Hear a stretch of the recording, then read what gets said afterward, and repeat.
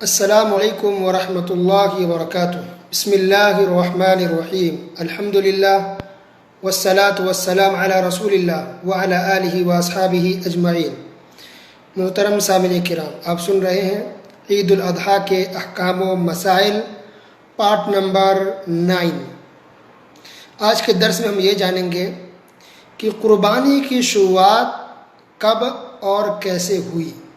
ہو سکتا ہے کہ آپ کے ذہن میں یا آپ میں سے کسی کے ذہن میں یہ بات آ رہی ہو کہ یہ قربانی کا جو سسٹم ہے، یہ سلسلہ ہے، کیا صرف امت محمدیہ میں ہے یا پہلے سے ہے؟ اگر پہلے سے تو کب سے ہے؟ تو یہ قربانی صرف اس امت محمدیہ میں نہیں ہے، یہ قربانی کا سلسلہ بہت پہلے سے آ رہا ہے۔ ہزاروں سال پہلے سے لوگ مسلمان قربانی کرتے آ رہے ہیں۔ اس کی شروعات ہوئی ہے ابراہیم علیہ السلام کے زمانے میں۔ کیسی ہوئی؟ اس کا جواب موجود ہے قرآن مجید کے اندر، پارہ نمبر 23 سورہ صافات آیت نمبر 102۔ اعوذ باللہ من الشیطان الرجیم۔ فلما بلغ معه السعي قال يا بني إني أرى في المنام أني أذبحك فانظر ماذا ترى قال يا أبت فعل ما تؤمر ستجدني إن شاء الله من الصابرين فلما أسلم وتله للجبين وناديناه أن يا إبراهيم قد صدقت الرؤيا إنا كذلك نجزي المحسنين إن هذا لهو البلاء المبين وفديناه بذبح عظيم۔ سورہ صافات آیت نمبر 102 سے اب پڑھیے آیت نمبر 107 تک۔ یعنی ابراہیم علیہ السلام کو اللہ تعالیٰ نے حکم دیا، ابراہیم علیہ السلام نبی تھے، رسول تھے، اللہ نے ان کو حکم دیا کہ آپ اپنے بیٹے کو ذبح کریں۔ اللہ اکبر۔ اور ان کے حالات اگر بیک گراؤنڈ اور پس منظر کی بات کریں تو بہت وہ خوش نہیں تھے، یا بہت آسانی اور آرام میں نہیں تھے جیسے آج ہم آرام سے اچھے گھروں میں کھا پی رہے ہیں سکون سے آرام سے، نہیں۔ یہ حالات اور اس وقت کے جو حالات تھے وہ یہ تھے کہ ابراہیم علیہ السلام اپنی قوم کو سمجھا کر تھک گئے۔ قوم ایمان لانے کو تیار نہیں تھی، لوگ مسلمان نہیں ہو رہے تھے، اسلام کو قبول نہیں کر رہے تھے، پریشان ہو گئے، تھک گئے۔ یہ پس منظر ہے، بیک گراؤنڈ ہے۔ تب اللہ تعالیٰ نے ایک بیٹا دیا، اسماعیل علیہ السلام۔ بہت عمر زیادہ ہو گئی تھی ابراہیم علیہ السلام کی، تو بڑھاپے میں اولاد ہوا، بیٹا ہوا اسماعیل علیہ السلام۔ تو اکلوتا بیٹا، پہلا بیٹا، اکلوتا بیٹا، ایک ہی بیٹا ہے، بڑی دعا کے بعد یہ بیٹا پیدا ہوا۔ اللہ اکبر۔ اللہ نے حکم دیا کہ تم اپنے بیٹے کو ذبح کر دو، بیٹا کو ذبح کر دو۔ اللہ اکبر۔ بیٹے نے، ابراہیم علیہ السلام بیٹے سے پوچھا کہ میں نے یہ خواب میں دیکھا کہ میں تمہیں ذبح کر رہا ہوں، تمہاری کیا رائے ہے؟ تو کہا کہ اللہ نے جو حکم آپ کو دیا وہ کیجیے۔ اللہ اکبر۔ بیٹا بھی دیکھے تربیت۔ تو اسماعیل علیہ السلام چھوٹے تھے، تقریباً 12-13 سال کے آس پاس تقریباً رہے ہوں گے۔ تو یہ تربیت کیسے ملی کہ ایک چھوٹا بچہ فوراً تیار بھی ہو جائے کہ ہاں آپ ذبح کیجیے، اللہ کا جو حکم ہوا ہے وہ کیجیے۔ اس کا مطلب گھر کا ماحول اچھا تھا، ماں نے اچھی تربیت کی، باپ نے اچھی تربیت کی، دین بھر گیا تھا، ایمان کی محبت تھی دل کے اندر کہ گویا کہ اللہ کا اگر حکم ہو جائے تو انسان سب کچھ کرنے کو تیار ہو جائے۔ اور آج ہم سوچیں کہ ہم کیا کرتے ہیں، رب کا حکم، نبی کا حکم آیا تو کتنی ہم اہمیت دیتے ہیں، اندازہ لگائیے۔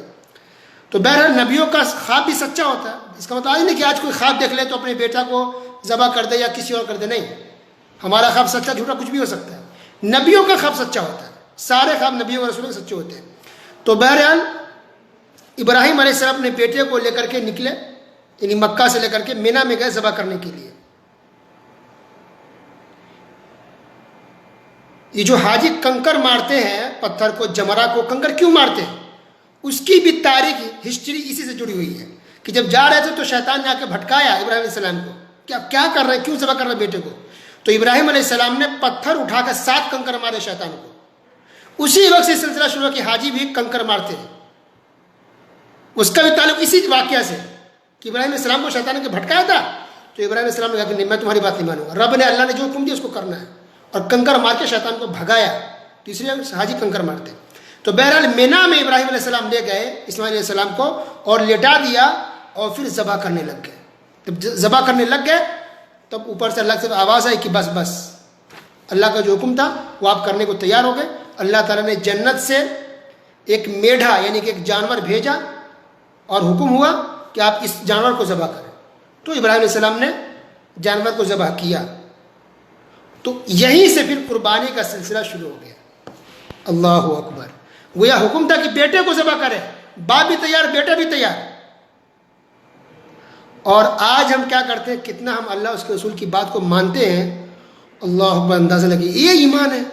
ہم سوچ کے دیکھیں کہ ہم بیٹا نماز نہیں پڑھتے، تھپڑ نہیں مارتے محبت میں، بیٹا نہ فرمانی کر چھوڑ ڈانٹ تک نہیں سکتے ہم، اتنا ایمان ہمارا کمزور ہے.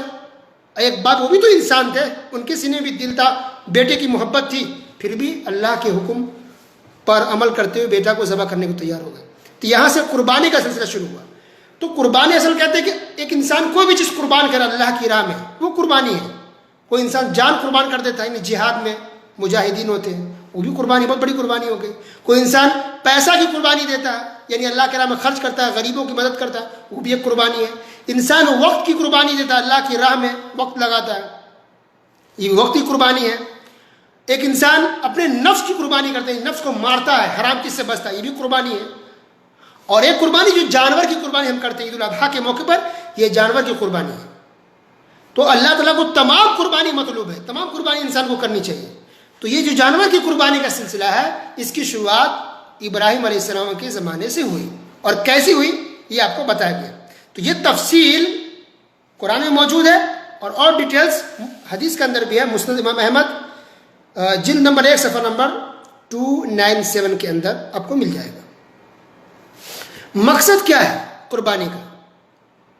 مقصد یہ ہے تقوی. گوشت اور یہ خون اللہ تعالیٰ کو نہیں پہنچتا ہے، اور اللہ تعالیٰ کو اس کی ضرورت بھی نہیں ہے. مقصد تقوی ہے. کیا دلیل ہے؟ سورہ حج آیت نمبر 37، لن ینال اللہ لحومها ولا دماؤها ولکن ینالہ التقوی منکم. اللہ تعالیٰ کو قربانیوں کے گوشت نہیں پہنچتے اور نہ ہی خون، بلکہ اسے تو تمہارے دل کی پرہیزگاری پہنچتی ہے. تو اللہ تعالیٰ دل دیکھتا ہے، تقوی دیکھتا ہے، ایمان دیکھتا ہے، گوشت اللہ کو نہیں پہنچتا ہے. تو اس سے پتہ چلا کہ جو ہم قربانی کرتے ہیں وہ دکھانے کے لیے، ریاکاری کے لیے، شہرت کے لیے نہ کریں، بلکہ قربانی عبادت ہے، بہت عظیم، بہت بڑی عبادت ہے. اور عبادت کے لیے اخلاص ضروری ہے. اگر ریاکاری آ گئی، دکھاوا آ گیا، تو آپ نے سنا ہے کہ ریاکاری دکھانے کے لیے کوئی عبادت کرنا یہ شرک ہے. تو دکھانے کے لیے قربانی نہ کریں، یا صرف گوشت کھانے کے لیے نہ کریں، بلکہ اصل اللہ کو راضی کرنے کے لیے کریں، اللہ کی خوشنودی حاصل کرنے کے لیے کریں، اللہ کی رضا کے لیے، اجر و ثواب حاصل کرنے کے لیے. تو یہ قربانی عبادت ہے، اس کا مقصد تقوی ہے. اور اس کی جو حکمت یہ ہے کہ اللہ کو یاد کیا جائے. اس کی حکمت یہ ہے کہ انسان کے اندر یہ بات پیدا ہو کہ انسان اللہ کے خاطر کچھ بھی کرنے کو تیار ہو جائے، اور کرنا چاہیے. اس میں حکمت یہ بھی ہے کہ اصل مقصد یہ کہ انسان اللہ کی بات مانے، رسول کی بات مانے. اصل اس کے اندر اطاعت ہے، فرما برداری ہے، بات ماننا ہے. ورنہ ہم جانور ذبح اگر نہیں بھی کریں گے تو کیا فرق پڑ جائے گا؟ اللہ کی شان میں کوئی کمی نہیں آئے گی. لیکن اگر ہم ذبح کرتے ہیں تو اس سے ثواب ملے گا، اجر ملے گا. عظیم عبادت ہے، ہم رسول کے طریقے پر چلنے والے ہیں. تو یہ ہے قربانی کا مقصد کہ تقوی، اخلاص کے ساتھ اللہ کو راضی کرنے کے لیے کریں. اور یہ ذہن میں رکھیں کہ اللہ نے کتنا کرم کیا ہم مسلمانوں پر کہ ہم لوگوں کو اپنے بیٹوں کو ذبح کرنے کو نہیں کہا گیا، بلکہ صرف جانور ذبح کرنے کو کہا گیا بس. کیا ہم یہ بھی نہیں کر سکتے؟ اللہ اکبر. اور یہ قربانی کا حکم کیا ہے؟ بعض علماء نے کہا کہ یہ واجب ہے، اور اکثر علماء نے کہا کہ یہ سنت مؤکدہ ہے. تو قربانی عظیم بات ہے، اس کا بہت زیادہ جو ثواب ہے، چاہیے کہ انسان کرے، لیکن اخلاص کے ساتھ اللہ کو راضی کرنے کے لیے. قربانی کا ذکر اللہ نے قرآن میں کئی جگہ کیا ہے. سورہ حج آیت نمبر 34 کے اندر، اور سورہ حج آیت نمبر 28 کے اندر بھی. اور اللہ نے اس میں حکم دیا فَكُلُوا مِنْهَا وَأَطْعِمُوا الْبَائِسَ الْفَقِيرَ، کہ خود بھی کھاؤ اور بھوکے غریبوں مسکینوں کو کھلاؤ. خود بھی کھاؤ، مسکین سوال کرنے والے لوگوں کو بھی، اور جو نہ مانگے غریب اس کو بھی کھلاؤ. تو یہ کہ خود کھائے بھی، انسان کھلائے بھی، غریبوں کا خیال رکھے، اور اللہ کی رضا کے لیے ثواب کی نیت سے انسان قربانی کرے. وصلی اللہ علی نبینا محمد وعلی آلہ وصحبہ اجمعین. والسلام علیکم ورحمۃ اللہ وبرکاتہ.